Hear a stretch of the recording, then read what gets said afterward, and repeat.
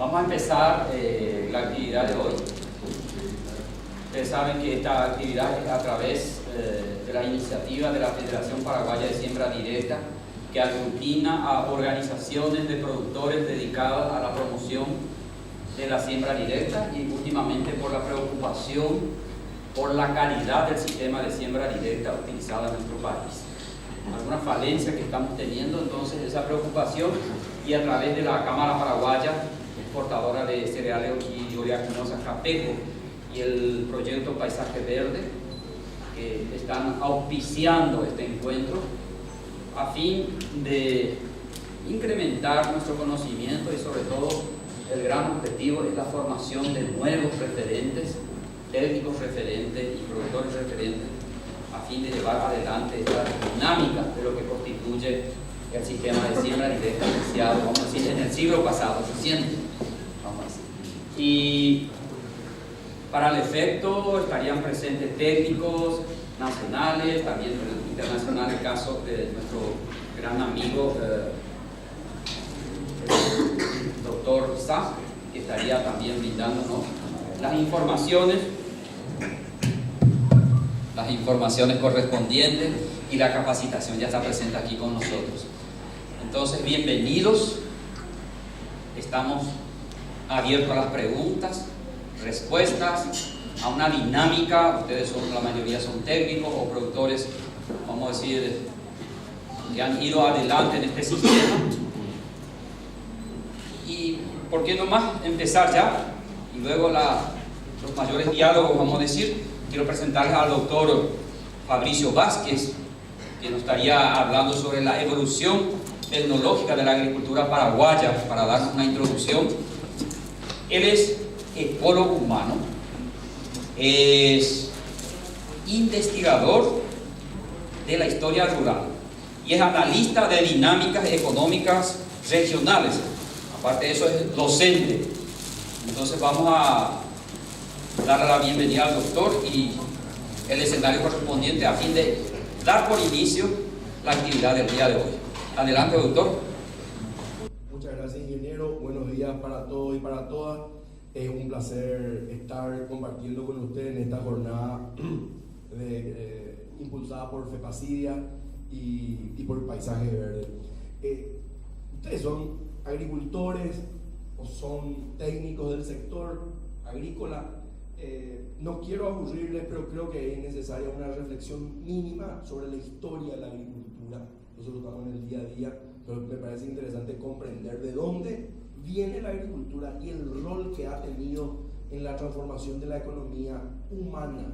Es decir, quiero ir un poquito atrás con eso y analizar lo que ha sido, lo que los investigadores y los historiadores hasta ahora indican como la revolución más importante de la historia de la humanidad, que es el neolítico, es decir, el descubrimiento de la agricultura. Todavía no hubo ninguna otra modificación más importante que haya impactado tanto como la revolución del neolítico. Y esto hace 12.000 años que ocurrió, hace mucho tiempo. En ese momento había una gran sofisticación de armas y utensilios. Los seres humanos cazaban con piedras, afilaban las piedras para poder cazar, que era la primera actividad. Nosotros fuimos primero cazadores y después agricultores. Y esa transición entre cazadores y agricultores fue muy importante. Se elaboraba potes de cerámica cocida, y la revolución neolítica ocurre específicamente entre 5.000 y 10.000 años atrás. Se inicia la agricultura y la ganadería, y les decía antes, esto parece pero obvio para todos nosotros, sin embargo tiene implicancias brutales. Vamos a terminar después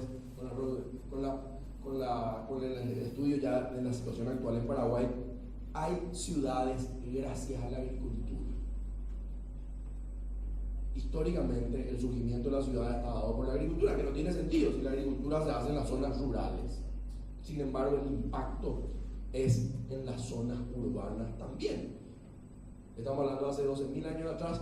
Hoy la economía del Paraguay, el PIB paraguayo, que es principalmente urbano, está determinado por la producción agrícola, específicamente de la soja. Entonces, ese vínculo urbano-rural es demasiado fuerte y ha sido demasiado fuerte desde siempre.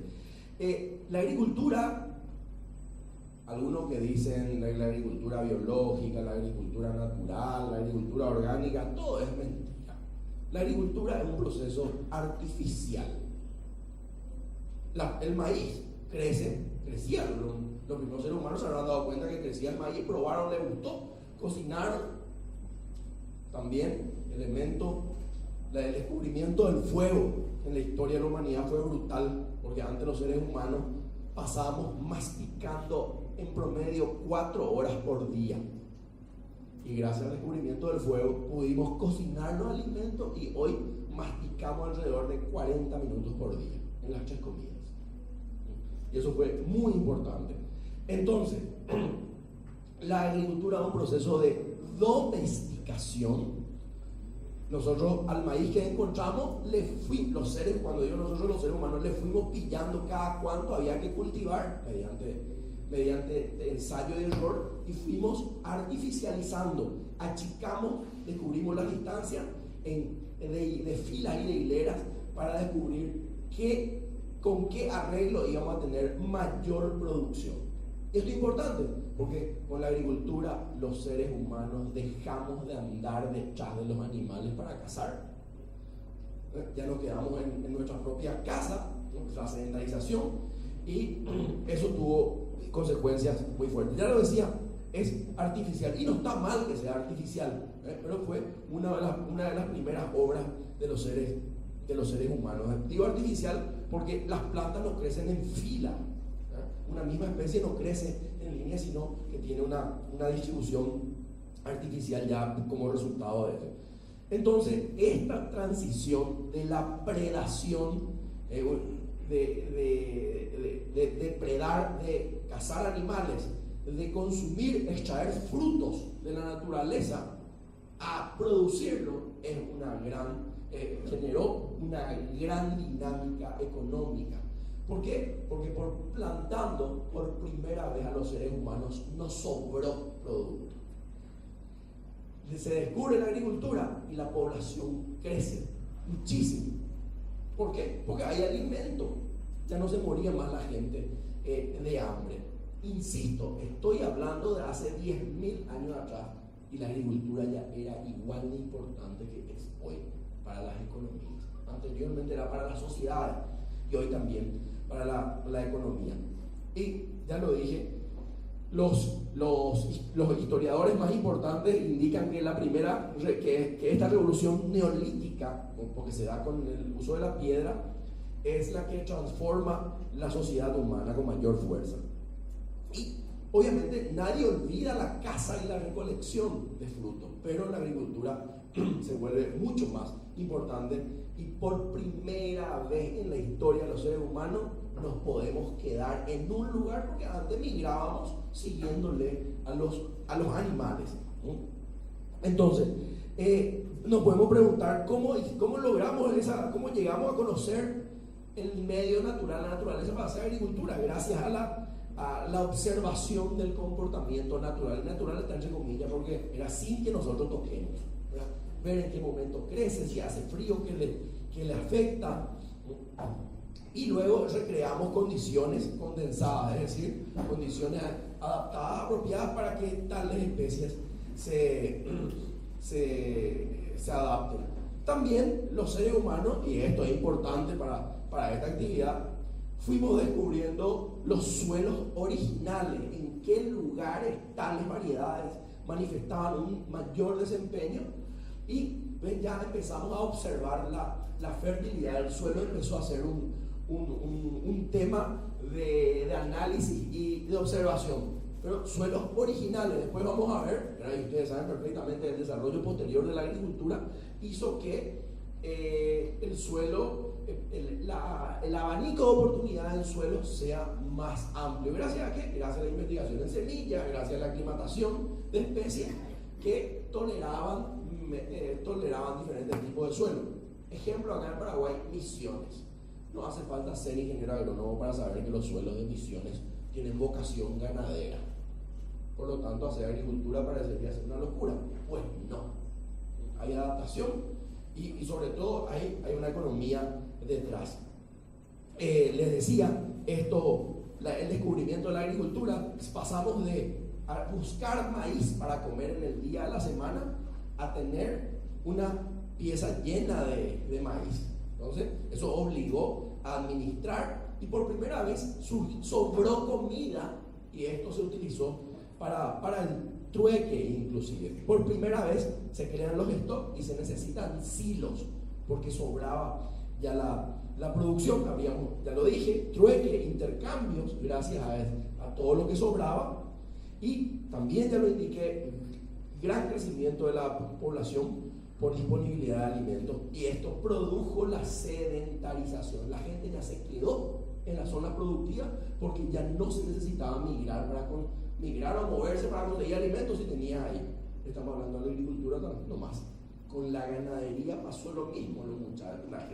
Los seres humanos fuimos observando y analizando el comportamiento animal y en vez de ir a cazar ya le criamos y ahí ya surge el alambrado. Necesitas un alambrado para que tus animales no se escapen.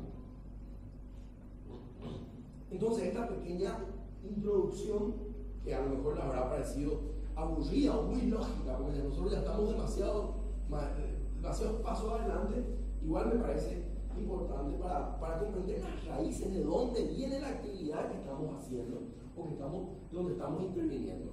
Y rápidamente vamos a empezar ahora a hacer un análisis del desarrollo de la agricultura en Paraguay y como el nombre le decía, qué tecnologías se fueron desarrollando o qué tecnología tuvimos a mano en Paraguay los primeros habitantes como los indígenas, los españoles y después ya los paraguayos y sobre todo como la migración internacional también tuvo su aporte de tecnología. La agricultura indígena, los guaraníes hacían agricultura, pero tenían un gran problema para hacer agricultura. Tenían que limpiar, porque todo era bosque. Tenían que limpiar el bosque. No había hacha, no había uscuerna, no había motosierra. Los antropólogos hablan de que para limpiar una hectárea se requerían 2 meses de trabajo con piedras, con hachas de piedra para limpiar una hectárea. Mucho trabajo. Entonces hacían muy poca agricultura los guaraníes porque le costaba mucho. En la zona ya del departamento de Paraguarí, Cordillera, donde el bosque es más bajo, porque hay otro tipo de suelo, sí era un poco más fácil, pero igual llevaba demasiado trabajo. Entonces la agricultura no era su actividad principal. Era una agricultura que podemos hoy caracterizarla como rudimentaria y solamente para complementar la caza, la pesca y la recolección de frutos. Señores, atención, no estamos diciendo que los indígenas eran bobos, tontos, no, se comportaban en función a las demandas de su tiempo histórico y de su conocimiento tecnológico. ¿Cuál era su sistema de siembra?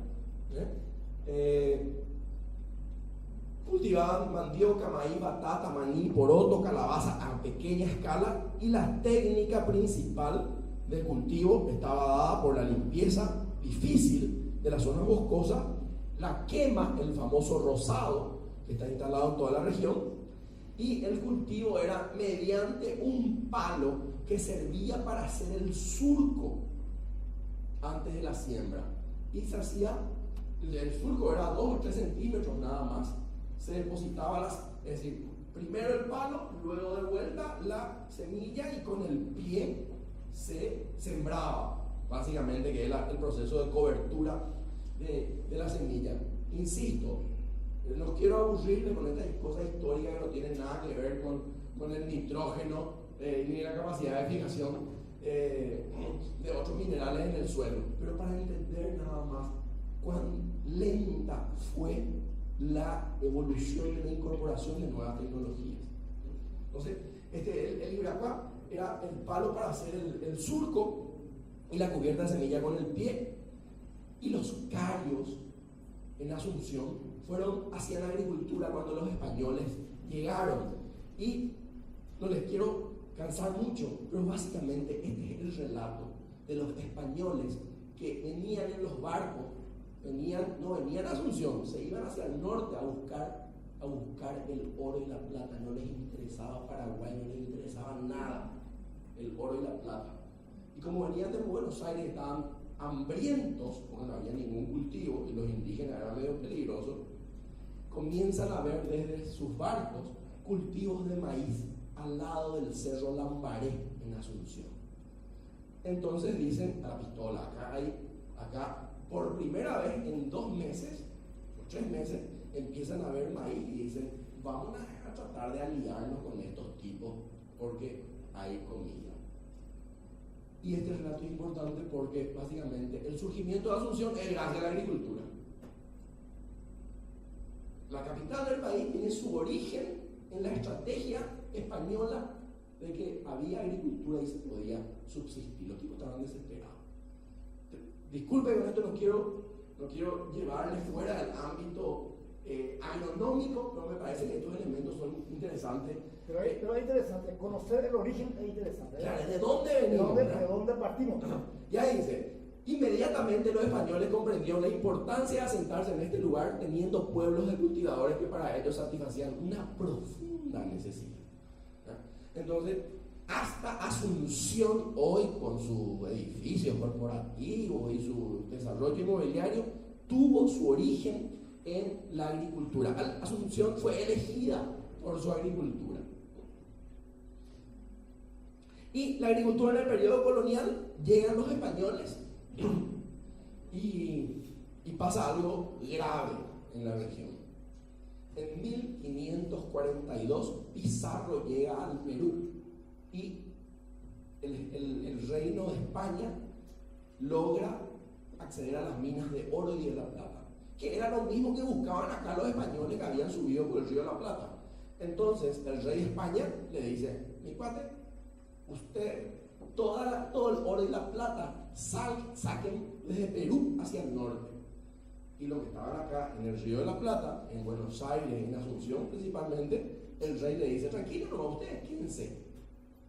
Y los españoles le dicen, con nosotros veníamos al oro y la plata. Y España le dice, no, vamos, se acabó, ya llegamos al oro y la plata, terminó el partido. Y nosotros le dicen los españoles, y ustedes van a ser agricultores ahora. Entonces los españoles que quedan, podemos decir que son españoles frustrados. Es igual que yo le invito a ustedes a un asado, y al llegar le dicen, no, acá hay 2 empanadas nomás para ustedes. Nosotros venimos de lejos para el asado, no importa asado, no hay asado. Entonces se crea una sociedad española frustrada que tiene que hacer, encima no hay más lugar en la fiesta y tiene que hacer otra cosa para los cuales no estaba invitado. No da gusto. Empezamos mal.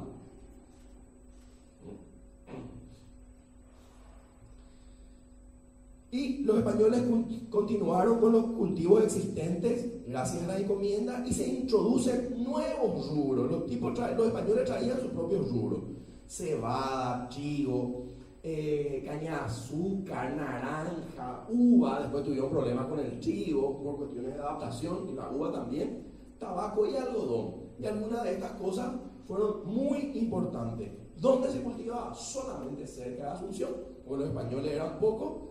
Y de vuelta, el problema tecnológico, insisto, no había tecnología para el desmonte o para la habilitación, entonces no había, la agricultura sufría estaba un poco lenta. Vid para producción de vino, Paraguay exportó vino a Argentina hasta 1630. Después solamente Paraguay producía para las misas. Entonces fue un rubro muy importante.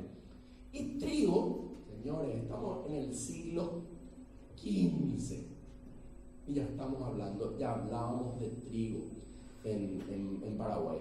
Trigo para el consumo local, para el consumo interno nunca fue importante, porque la dieta indígena se imponía el maíz y la mandioca, ya teníamos ese carbohidrato. Entonces, por eso no pudo desarrollarse mucho, y además porque las variedades, no sabemos qué variedades trajeron los españoles. Obviamente eran unas variedades adaptadas a climas fríos. Escaso cuidado, esto es importante. En Paraguay no se podía hacer mucha agricultura porque los españoles en Asunción estaban muy preocupados de que no le ataquen los indígenas del Chaco. Es decir, no se podía ir tranquilamente a hacer agricultura porque se podía acabar todo. Los varones, los hombres, tenían que ir a la frontera a defender hacia esta zona, hacia lo que hoy es Aquidauana, en el estado de Mato Grosso, lo sur. Ahí estaba una ciudad que se fundó en este periodo y desde Asunción tenían que ir a pie y a caballo hasta Aquidauana, pasando por todo el bosque, para defender Huaú. Y digo Huaú porque no tenés fuerza. ¿Cómo le decías a Asunción, che, acá hay problema, envíame algo? No había nada de eso. Entonces, esos son elementos para indicar que la corona española nunca le dio demasiada importancia a la agricultura. No hubo condiciones de un desarrollo rápido de la agricultura. En ese momento, el promedio de la finca era de 10 hectáreas, obviamente todo manual. Algunas innovaciones introducidas por los españoles, herramientas de hierro y madera, uñas, hachas, azadas para las habilitaciones, arados y rastras de madera. Perdón por poner arado y rastras en un encuentro como este, donde son palabras que no se deben pronunciar. Pero esta fue la innovación tecnológica producida por los españoles. Ganado vacuno como tracción, esto es importante también. Y la agricultura indígena también introdujo estas innovaciones, además de nuevos rubros. Hasta 1730 la zona productiva era el Gran Asunción nomás. Y esto es importante.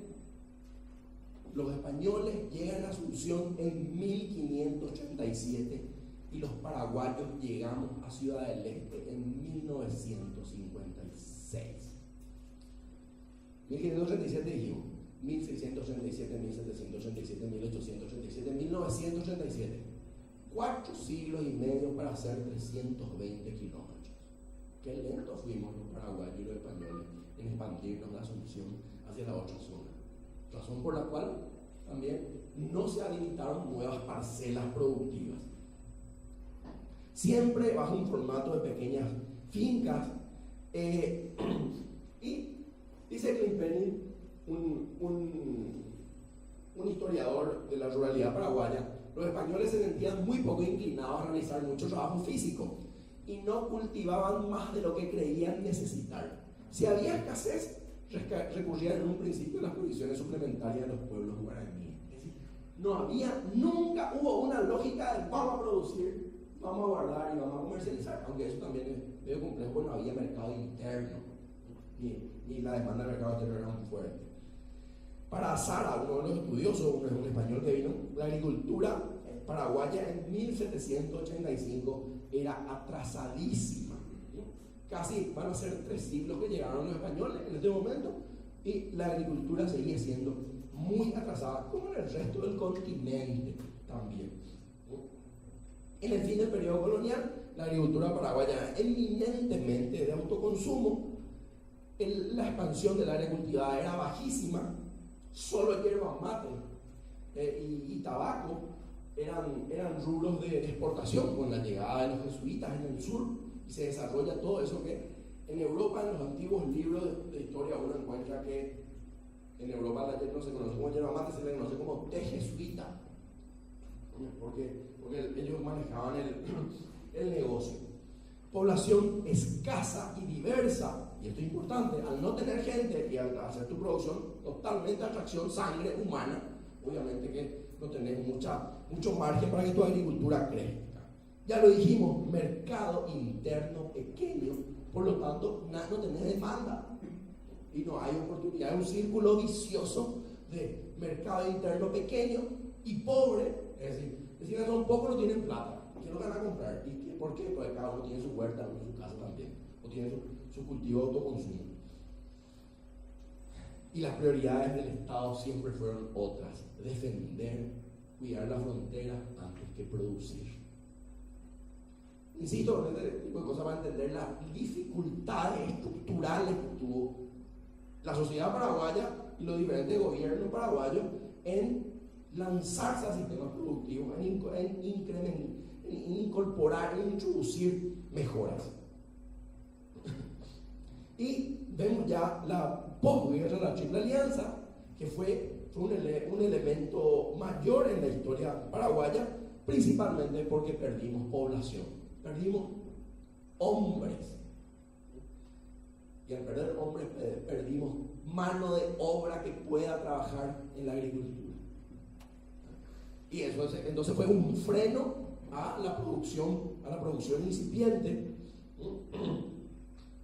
Dice Grimpenning que después de la guerra miles de personas vagaban sin hogar y algunas morían de hambre o cansancio en la vera de los caminos. Eso va a ser una novela lejana. Ocurrió aquí. No estoy entrando en la guerra, quién tuvo razón y quién no. Vamos ya, pasó eso, fue el partido y estas son las consecuencias frías. Cambio en la estructura de tenencia de la tierra, el Estado se adueña y vende las tierras públicas. Nuestro mercado interno, que ya era chico, se achicó más otra vez y se empobreció más otra vez. Otro freno de mano para el desarrollo de la agricultura. Destrucción de toda la base productiva, institucional e infraestructura. Eso produjo la guerra, es decir, condiciones muy poco favorables. Y cuando el Estado vende las tierras y compra grandes empresas, ninguna empresa que compró dijo, bueno, nosotros vamos a hacer trigo, vamos a cultivar sandía, perejil, nada. Exclusivamente especulación. También otro factor que frenó el desarrollo de la agricultura. Ya lo decíamos, ausencia de capitales que hubiesen podido relanzar el crecimiento utilizando tu único recurso, que es la tierra. Entonces Paraguay hace un llamado a la inmigración y dice, hace unos boletines en inglés, en francés y en alemán y tira en Europa diciendo, venga, la tierra es espectacular, no hace frío, no hace falta sembrar, se te cae una semilla y ya crece. Condiciones naturales muy favorables para el desarrollo de la agricultura, y esa era una atracción. Pero esto no tuvo éxito porque Paraguay quedaba demasiado en el fondo. Venían los europeos por Santos o por Buenos Aires y se quedaban todos en Brasil y en Argentina, que también estaban llamando a la inmigración internacional. Entonces, este es el mapa de todas las colonias rurales surgidas de procesos de inmigración. Fíjense, la gran mayoría están lejos de Asunción. Esta fue una estrategia del Estado. Allá donde los paraguayos de Asunción y de la región central no nos queremos ir, vamos a tirarle a todos estos desesperados que vienen hambrientos a Paraguay. La lógica de ocupación del espacio periférico fue gracias a las colonias extranjeras. Esto está hasta el 62 nomás. Falta el último proceso migratorio, que es de brasileños, y ustedes conocen perfectamente de dónde. En realidad es de brasileños, pero le rascas un poco a ese brasileño que pobló este departamento y terminan siendo todos o alemanes o italianos. Y de esta ruta para arriba, italianos; de esta ruta para abajo, principalmente alemanes. Y esto no está ni bien ni mal, no digo con objeto de decir que es más, la tradición, es muy probable que la tradición y la fuerza productiva venga en gran parte del hecho de ese gen europeo de no descansar en verano, sino pensar que tiene un invierno por delante que no va a poder hacer nada. Esa fuerza de previsión y de adelantamiento. Entonces, fíjense, varias de estas colonias fracasaron y otras siguen hoy, son polos de desarrollo económico regional muy importante. Fíjense, no sé, pero en el sur, también allá los japoneses, en el centro del Chaco, los mal llamados menonitas. Y digo mal llamados menonitas porque menonita es una palabra que hace referencia a un credo religioso. Y lo que menos hacen estos tipos es rezar. y lo que más hacen es producir. Entonces hay que llamarle por su nombre, que son productores descendientes de canadienses y de rusos, que están en el Chaco, pero también están en Campo 9. Y vamos ya pasando a las primeras décadas del siglo XX. Entre 1893 y 1906 hubo muchas sequías, ataque de langosta y escasa conocimiento para administrar este problema. Estamos entregados ante estos eventos, no había forma de administrarlo, obviamente. Los créditos eran escasos, la capacitación productiva era limitada, insuficiente. La producción era destinada ya otra vez al autoconsumo, como en los 4 siglos anteriores ahora. Tabaco, naranja, algodón, madera de exportación. Y Paraguay tuvo una inestabilidad muy seria entre 1871 y 1915, 26 golpes de Estado. Todos los jueves a las 4:15 de la tarde ahí había un golpe de Estado, ¿verdad? Entonces, exagero, ¿verdad? Pero todo este clima de inestabilidad política, freno de mano otra vez para que el país se concentre en la producción. ¿Le suena algo más o menos al 2017? Nunca tuvimos, parece, esa tranquilidad para meter todos los huevos en la canasta, o varios huevos en la canasta de la producción. Guerra del Chaco, otra vez disminuye, perdimos 30.000 hombres, mano de obra, 8 frenos de mano para la agricultura, que era totalmente atracción sangre. No había ciudades verdaderas que demandasen productos.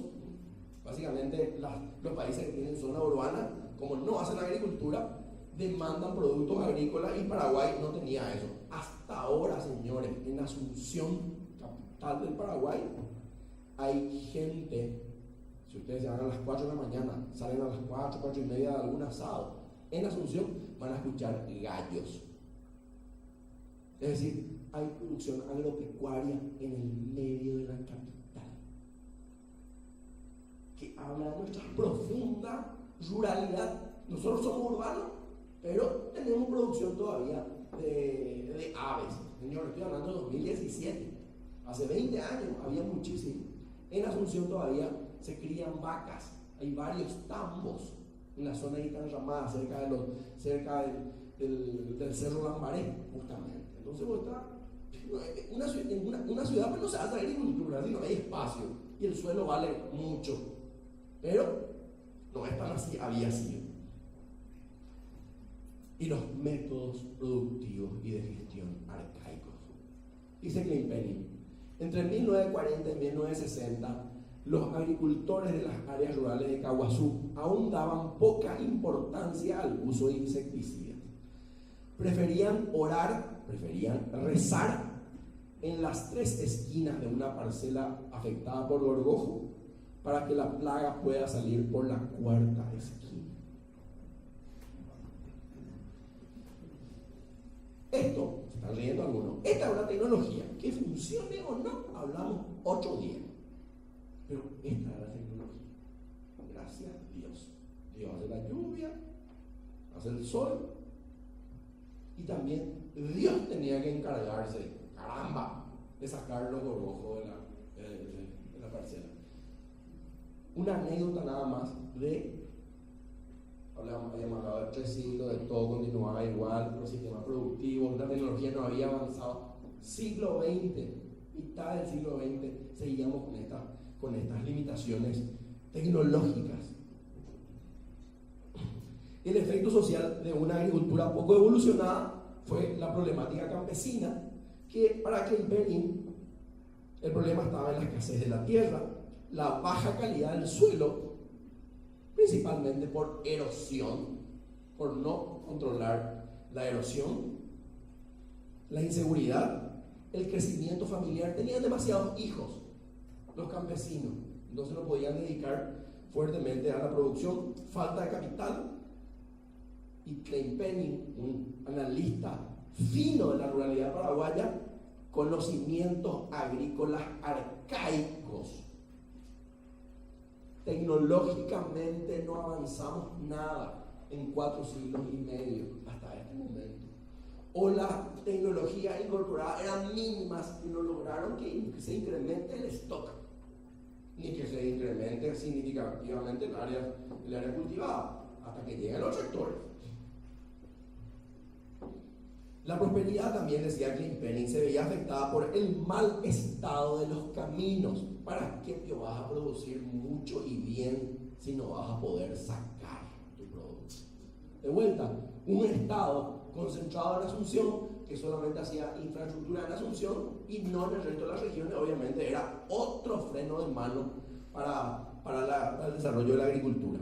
Elevados costos de transporte, porque el camino era feo, el mercado era limitado y pequeño, y la incertidumbre con respecto a los precios era alta, más o menos como ahora, aunque ahora se redujo bastante esto. Y el papel de los intermediarios y los bajos salarios que se pagaban. Esta parte quiero pasar rápido, pero me parece importante.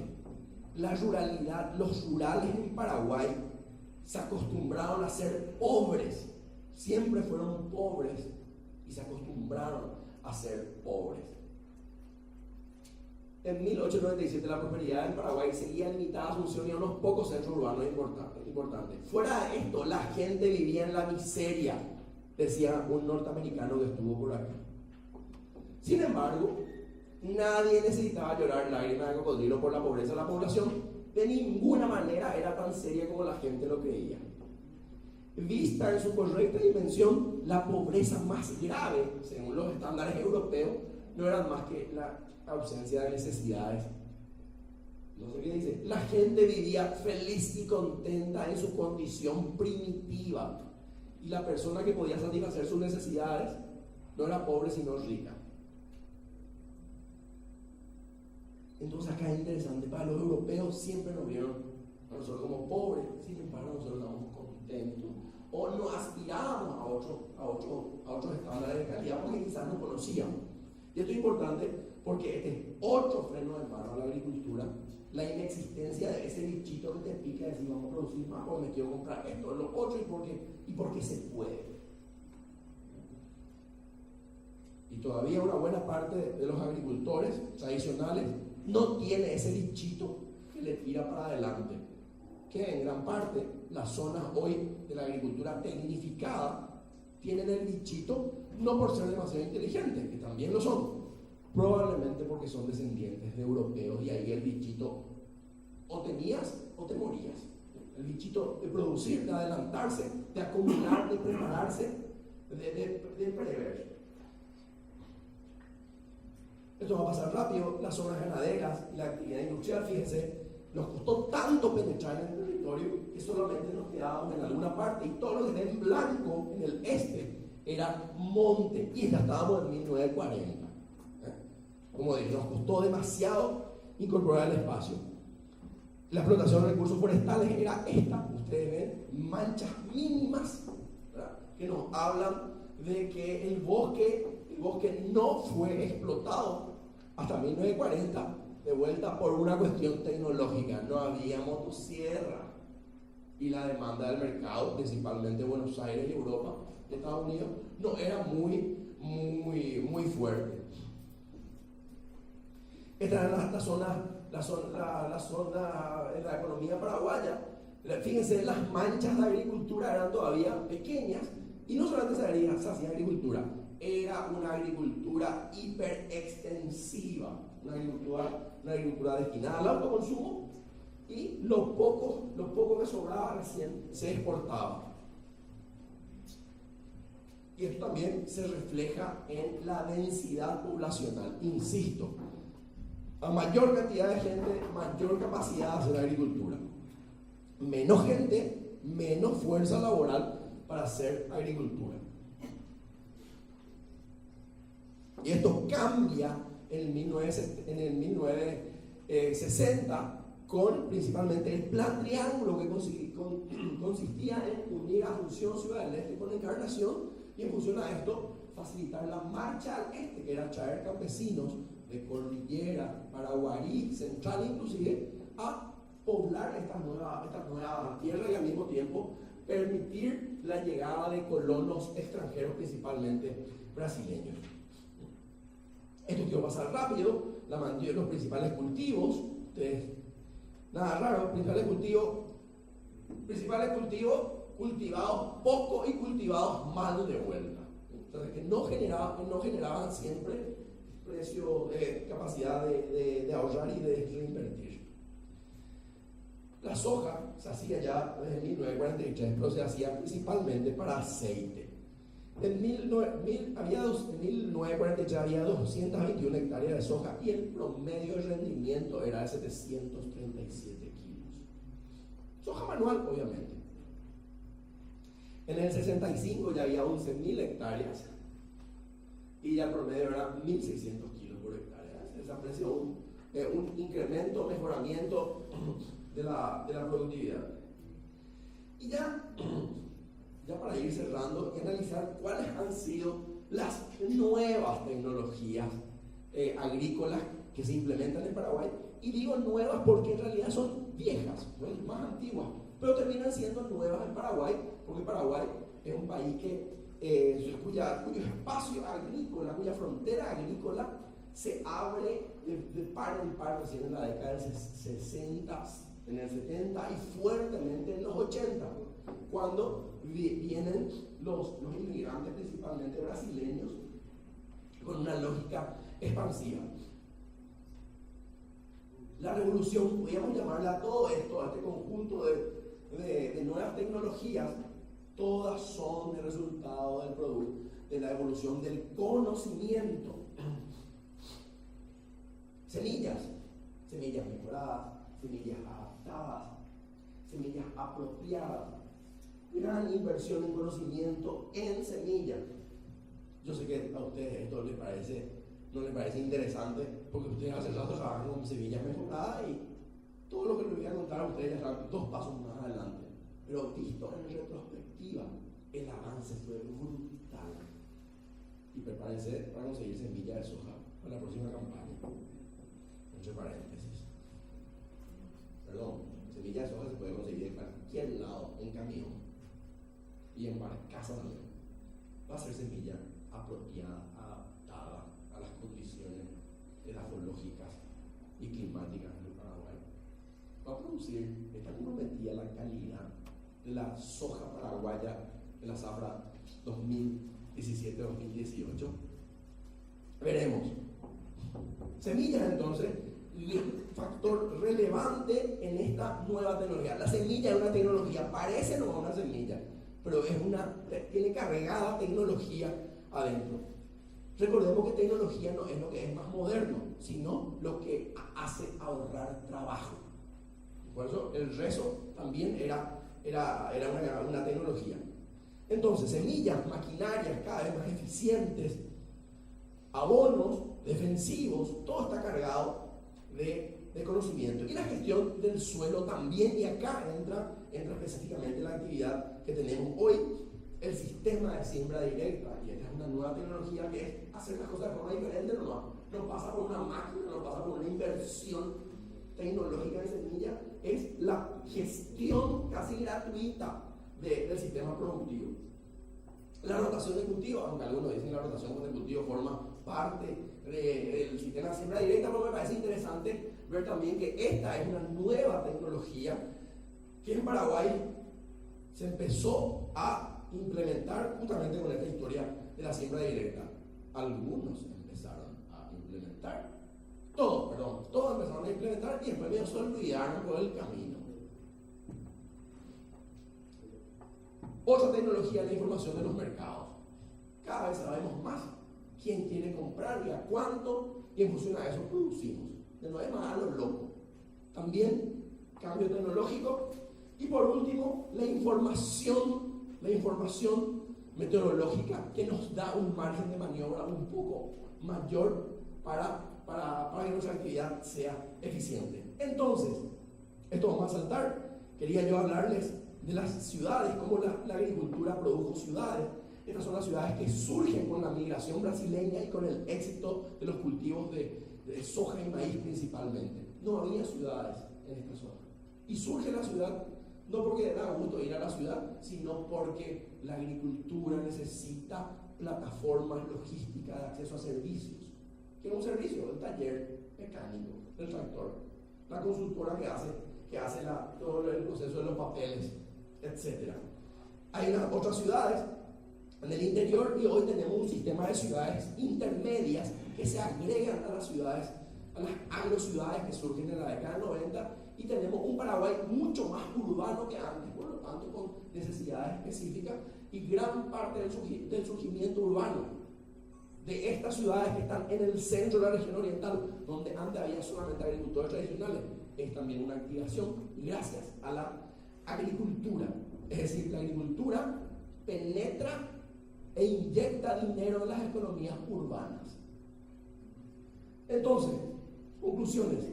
Pasamos de una agricultura básica, estancada y limitada por la capacidad productiva, casi siempre por tecnología arcaica y débil fuerza de trabajo, por un mercado interno muy pequeño, y guerras que destruyeron, frenaron y limitaron avances, integración subordinada a los mercados regionales y mundiales, muy limitado éxito de las políticas orientadas al sector agrícola.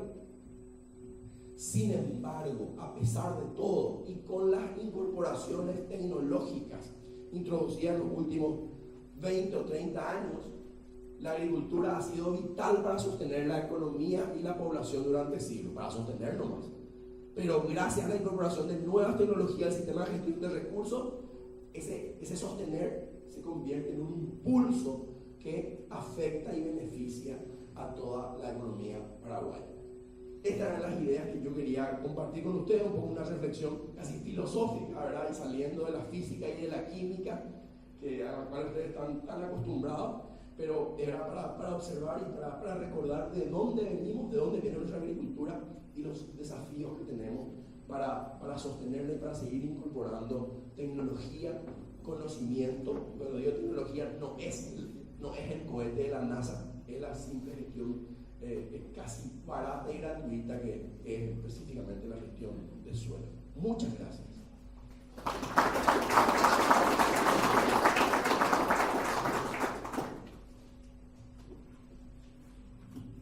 Aprendimos algo de historia, yo también de ojo, el tema de la evolución de la agricultura en nuestro país. Pregunta, señores, al doctor. Inquietud, curiosidad, mayor información. Sé que él maneja mucha más información.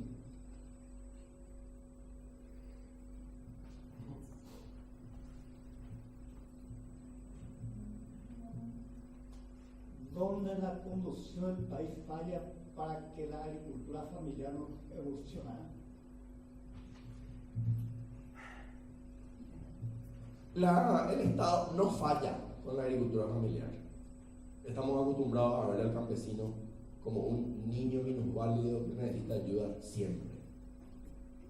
Hace 100 años, sí, hace 50 años el productor no sabía, no tenía acceso a la tecnología.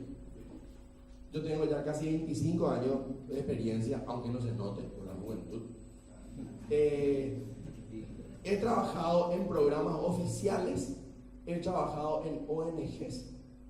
Y el agricultor, una buena parte de los agricultores familiares campesinos han tenido acceso a información y a financiamiento y a tecnología y no la han aprovechado. Y han tenido acceso a los mejores suelos y no lo han aprovechado.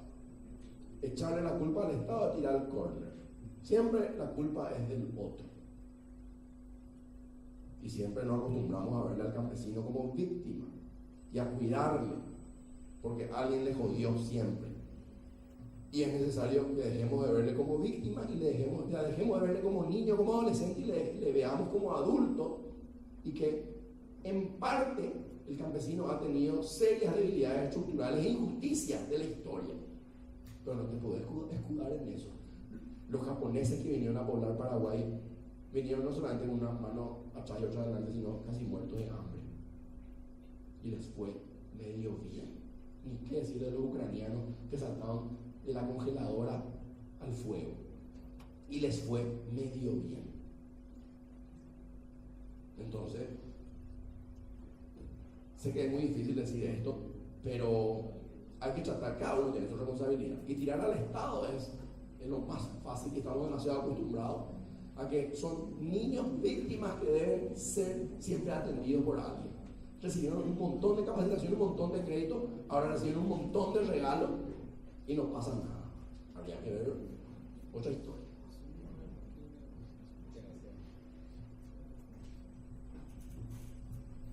¿Más preguntas? Parece que quedan todos un poco o impresionados o demasiado bien informados. Se quedaron callados, eso es lo que me di cuenta. Parece que les sorprendió toda la información. Bueno, quisiera agradecerle entonces al doctor que gentilmente vino a poner un resultado de una investigación, prácticamente la evolución de nuestra agricultura en corto tiempo. Muchísimas gracias. Un aplauso.